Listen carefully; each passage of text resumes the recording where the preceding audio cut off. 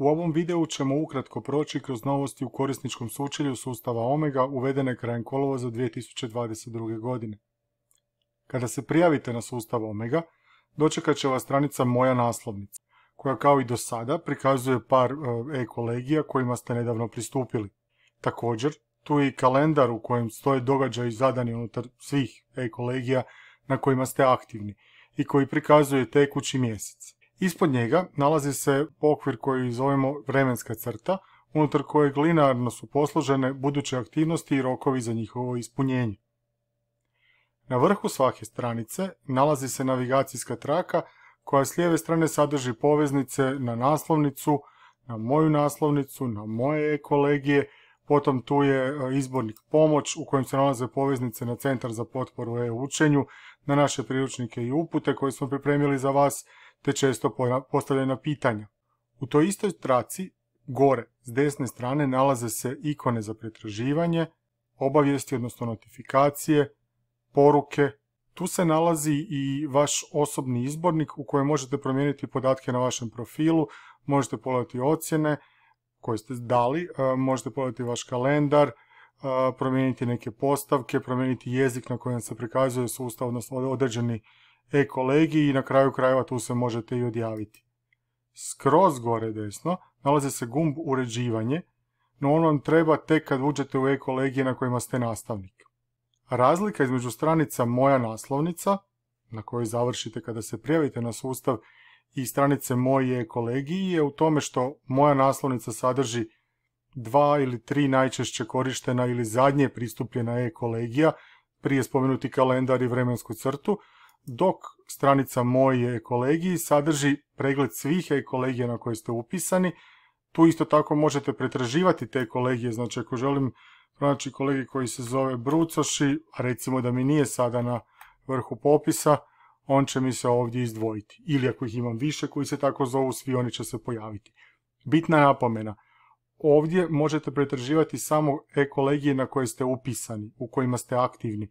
Ako želite se upisati u neki e-kolegij ili pronaći neki kolegij koji nije vaš, to morate napraviti na stranici naslovnice. Unutar pojedinih e-kolegija sučelje je više prilagođeno manjim zaslonima, znači pretežno mobitelima, tabletima, prenosnim računalima s manjim zaslonima i sl.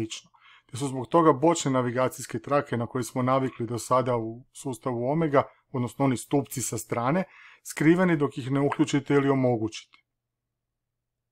S lijeve strane nalazi se navigacija. Kada kliknem na ovaj gumb prikaži navigaciju, unutar nekog e-kolegija, to će mi se pokazati. Ono što je jako bitno, ta navigacija, odnosno taj stupac navigacija, ne postoji na naslovnici sustava, nego samo kada ste unutar nekog e-kolegija.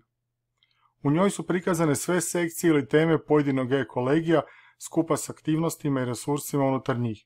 Ako ste nastavnik na tom e-kolegiju, možete uključiti uređivanje i korištenje mogućnosti prenesi i postavi, odnosno drag and drop.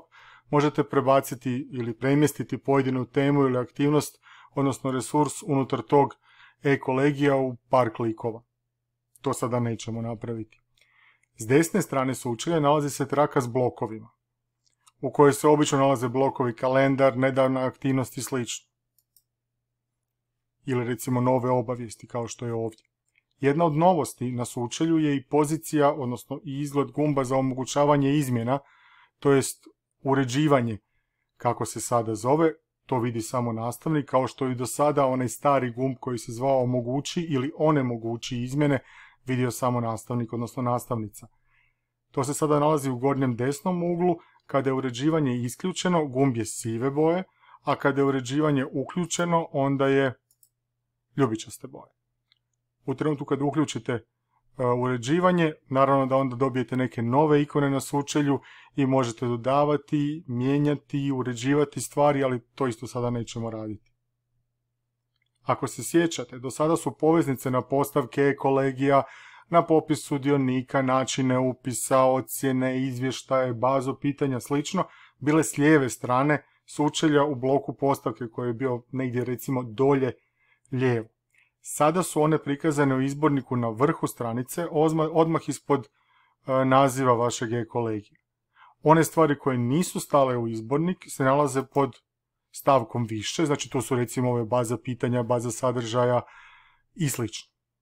Uz sve to promijenjen je i izgled tema, odnosno sekcija, i to na način da su i vaše aktivnosti i resursi malo uočljivi, da se puno lakše mogu otvoriti, uočiti ili ispravno koristiti korištenjem uređaja koji imaju dodirne ekrane, znači touchscreen.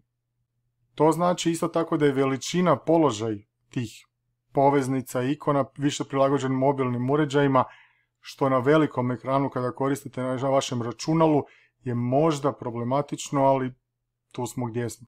Uz svaku aktivnost i resurs, osim ikone i naziva koji vi zadajete kao nastavnik, na primjer uvodni video ili prvi zadatak, dodajte svoju profilnu sliku, nalazi se i opis što je to, generički, znači gore uz uvodni video piše da je to Big Blue Button aktivnost, ovdje gdje je prvi zadatak piše da je to stranica. Zašto je to uvedeno? Zato da bi to bilo preglednije novim korisnicima koji po prvi puta se susreću s ovim sustavom i čitačima zaslona, odnosno programima za slijepe i slabovidne korisnike. U ostalim videosnimkama, webinarima i radionicama koje će ići uživo, proći ćemo kroz razlike i poboljšanja u postojećim aktivnostima i resursima, kao i novim funkcionalnostima sustava Omega. I to je to.